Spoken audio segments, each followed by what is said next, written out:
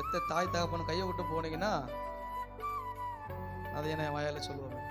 கர்த்தருக்கு ஸ்தோத்திரம். ஆமென். உன் வாழ்நாட்கள் நீடித்திருப்பதற்கும் என்ன பண்ணணுமா? உன் தகப்பனையும் உன் தாயையும். நீ உருப்படியா இந்த உலகத்துல நல்லா வாழணும் அப்படின்னா உங்க அப்பா அம்மாவும் கனம் பண்ணு, இல்லைன்னா அல்பாயுஸ் தான். வசனம் தானே சொல்லுது. நானா சொன்னேன், நீ நீடித்த நாளா இந்த உலகத்துல வாழணுமா, கர்த்தர் வருகை வரைக்கும் நீ வாழணுமா?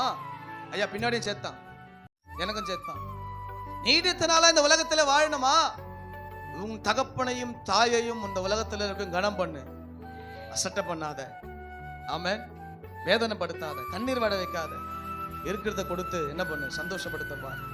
ஆமென். இருக்கிறத கொடுத்து சந்தோஷப்படுத்த பாரு.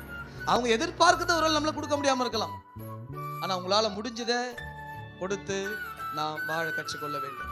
அல்லேலூயா, ஆமென். விளங்குச்சா? சந்தோஷமா இருக்கணும்னா உங்க அப்பா அம்மாவை சந்தோஷமா வச்சுக்கணும். ஆமென். விளங்குச்சா? கர்த்தருக்கு ஸ்தோத்திரம்.